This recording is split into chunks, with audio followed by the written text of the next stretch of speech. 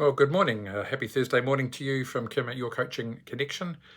Just had a really great chat yesterday with one of my clients, and we were talking about sales and lead generation and management information. It's obviously with the end of the financial year.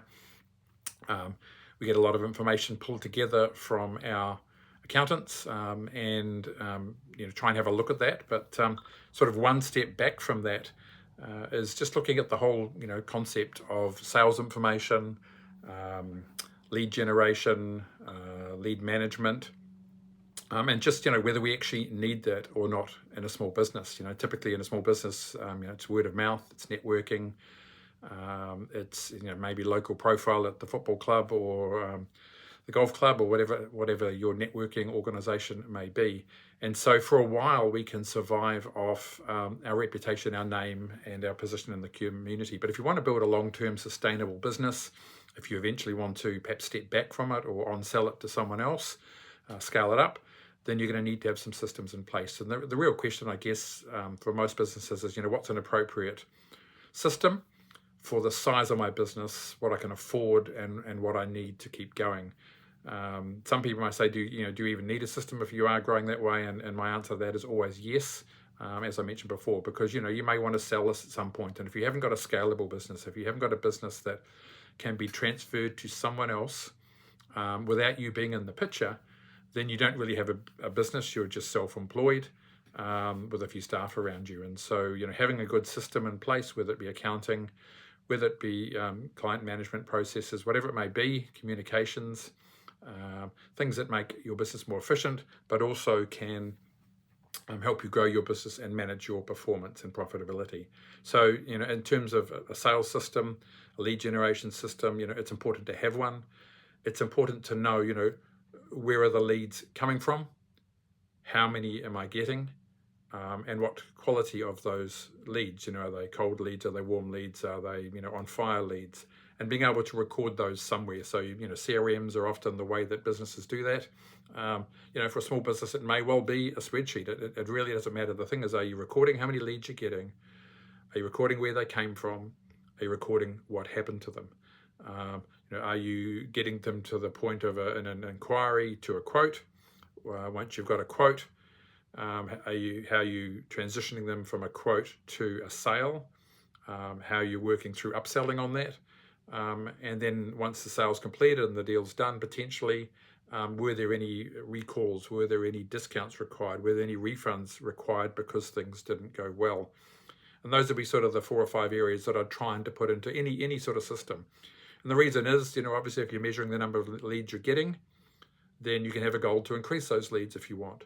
If you know the quality of the leads you're getting, then you can take action to focus on the areas where the quality is good and remove the areas where the quality is poor. In terms of converting them into quotes, learning, what is the ones that are easily converted, what are the ones that take longer, what are the tire kickers that could take 6 months or 12 months, and do you have a system to keep them warm through newsletters or communications in the background. Closing them into sales, again, what's the drop-off rate, why did they close, and trying to learn from that. And then the reworks, the refunds, the discounts, if things go wrong or if they're late, that's costly. And we want to obviously reduce that, understand why those were happening, and see if during our process of quoting, getting information, doing the sale, planning for the installation or whatever, or delivery or whatever it may be, that you've got that in a smooth, efficient system so that there's no possibility of losing value. At the end of the day, the perfect business has one client with $1 million worth of sales. Unfortunately, not many of us have the perfect business, and so it's a matter of, well, do I need 100 sales to have a good profitable business? Do I need 10 really good ones? Do I want long-term relationships? Do I want volume? What do you need in your type of business?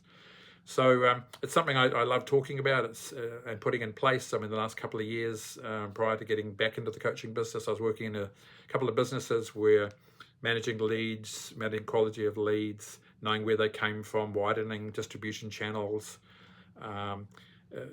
especially for smaller businesses, became very important. And I learned and developed my thought process a lot more in the last probably 6 years than I had previously, because of the existence of CRMs, because of the existence of websites that can monitor activity. So I think, every business needs a sales system, a sales funnel of some type. Even if it's in your head and it's you on your own, there needs to be a way to put that down, measure what you've been doing, review what you can do to do better, and transition into other opportunities, other markets, other services, other client niches, whatever it may be, to make sure that you're diversified enough to handle tough times. And most of you probably have been through tough times the last 3, 4, 5, 6 years, with COVID, lockdowns, world economies, New Zealand economy especially.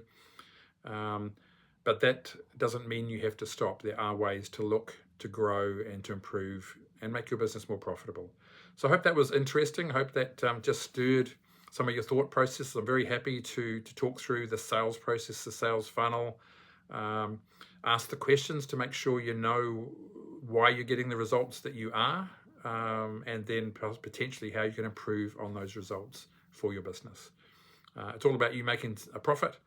It's all about you making your work easier. Potentially it's about scaling it up. Potentially it's about you stepping back and so you can have a bit more family time whilst the business keeps going without you or with less of you. And ultimately it could be about selling that business to someone else because you've got great systems in place that will keep going when you exit. So have a wonderful day. Hope you're safe out there. I know the rain in New Zealand especially is hitting several parts of the country at the moment. So I'm in the office just doing some admin work and some marketing work and following up on my own leads and relationships.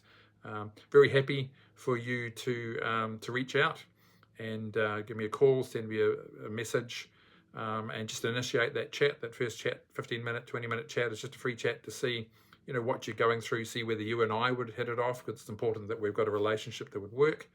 And if so, how we could work together to improve your business and to improve your lifestyle. That's Kim White from Your Coaching Connection. You have a wonderful day.